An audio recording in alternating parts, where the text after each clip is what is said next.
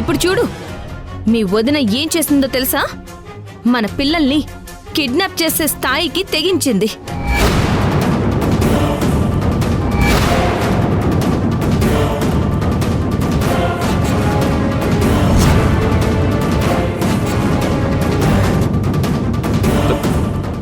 పిల్లలు కిడ్నాప్ అయ్యారా?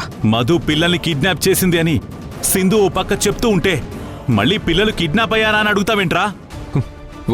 వదిన పిల్లల్ని కిడ్నాప్ చేయడం ఏంటి నాన్న? అసలేం మాట్లాడుతున్నారు? నిజంరా, మీ వదినే పిల్లల్ని ఎత్తుకెళ్ళింది. నాకు గనక ఇప్పుడు మీ వదిన కనిపిస్తే చంపి పారేస్తాను. నానా, నిజమేంటో తెలుసుకోకుండా మధుని చంపేస్తాను, ఆయుష్ తీసేస్తానని మీరు మాట్లాడకండి. చాలా తప్పు.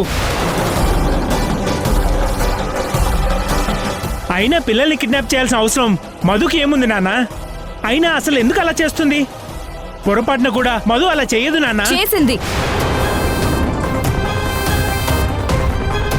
నీ పెళ్ళామే నా పిల్లల్ని కిడ్నాప్ చేసింది. ఇది నిజం, ఇదే నిజం. మధు ఏ పిల్లల్ని కిడ్నాప్ చేసింది అనడానికి నీ దగ్గర ప్రూఫ్ ఏమైనా ఉందా సింధు? ఉంది కాబట్టే మధు సంగతి తేల్చేద్దామని వచ్చేశాను. ఏంటా ప్రూఫ్? చూపించు. చూపించు సింధు. చూడు యష్, మీ వదిన నాకు ఎన్నిసార్లు కాల్ చేసిందో చూడు. ఇప్పుడు నేను ఫోన్ చేస్తుంటే మాత్రం తనసలు నా ఫోన్ లిఫ్ట్ చేయడం లేదు. అంటే ఖచ్చితంగా మధునే నా పిల్లల్ని ఎత్తికెళ్ళుంటుంది. అసలు నువ్వంటే వదినకి పడదు, నీతో మాట్లాడడానికి కూడా ఇష్టపడదు. అలాంటి వదిన నీకిన్నిసార్లు ఫోన్ చేసిందా? ఆ విషయం నేను చెప్తాను రా తమ్ముడు.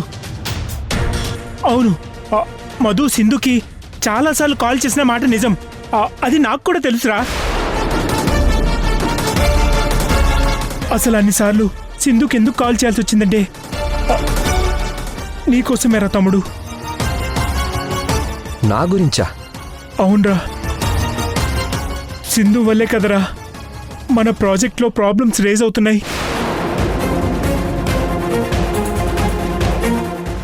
సింధుని కలిసి తన్ని బ్రతిమలాడైనా తన్ని పాజిటివ్గా ఒప్పించి మన ప్రాజెక్ట్కి సింధు అడ్డుపడకుండా చేయాలనే మీ వదిన అన్నిసార్లు ఫోన్ ట్రై చేసిందిరా.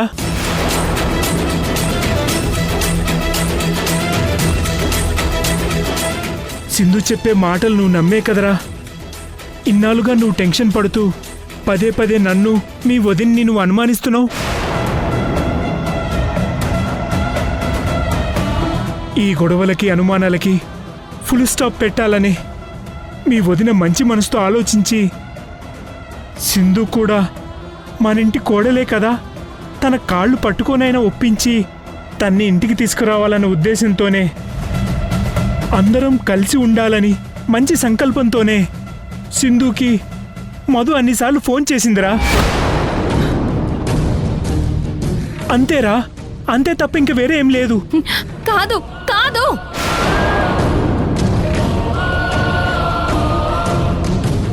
తేజ చెప్పేదంతా అబద్ధం యష్.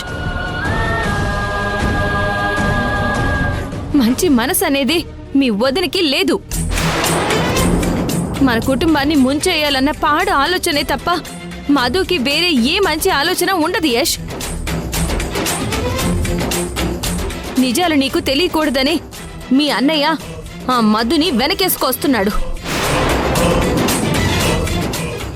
మధుకి సంబంధించిన ఒక ఎవిడెన్స్ నా దగ్గరుంది. అది నేను బయట పెడితే తన నిజ స్వరూపం ఏంటో అందరికీ తెలిసిపోతుంది.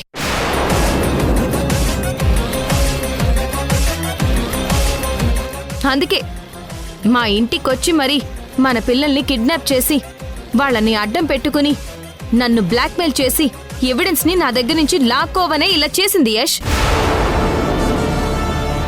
సింధు, నువ్వు చెప్పేదేది నమ్మే విధంగా లేదు.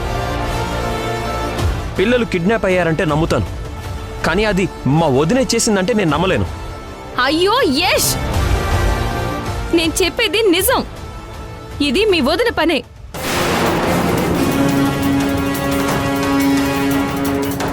స్వాతి ఫోన్ ఈ ఇంట్లో ఉందని తెలిసే నేను రిషి శశిని ఇక్కడికి పంపించాను.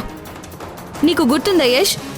ఆ రోజు పిల్లల్ని నేను తీసుకెళ్తుంటే మీ వదిన మమ్మల్ని ఆపి రిషి ఈ ఇంట్లో నుంచి ఏదో దొంగతనంగా తీసుకెళ్తున్నాడు, అదేంటో చూపించమని మీ వదిన చాలా గొడవ చేసింది. అది ఆ ఫోన్ గురించి.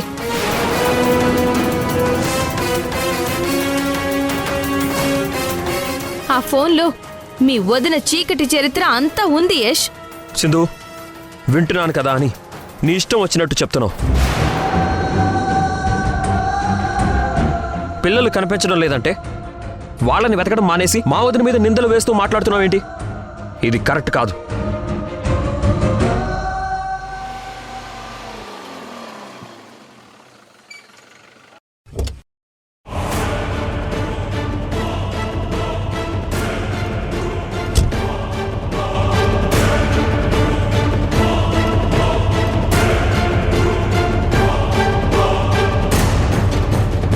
ముందు వెళ్ళి మనం పిల్లల్ని వెతుకుదాం, పద.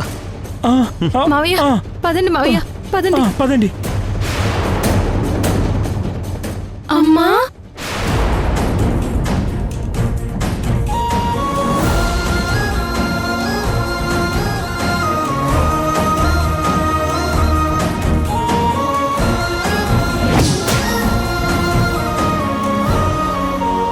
అమ్మా, శశి, శశి,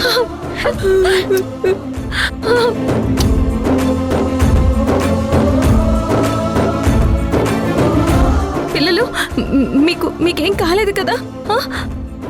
మాకేం కాలేదమ్మా. మీరసలు ఎక్కడికి వెళ్ళారు? ఎవరో రౌడీలు మన ఇంటికొచ్చి మమ్మల్ని ఎత్తుకెళ్లారమ్మా.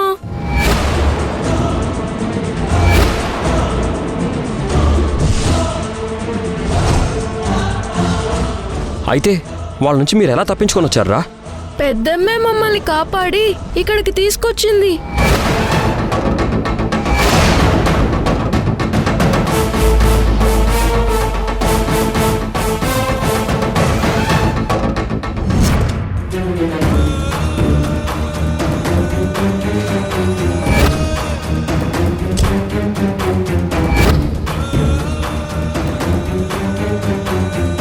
మీ పెద్దమ్మా? అవును తాతయ్య.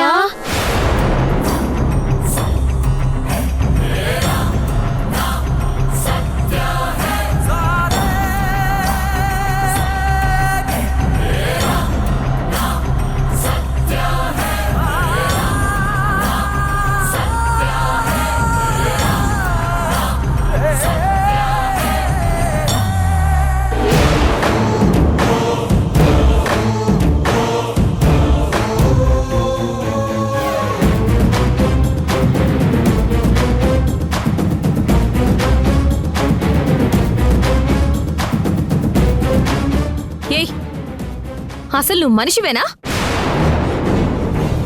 చిన్నపిల్లలు అన్న జాలి కూడా నీకు లేదే.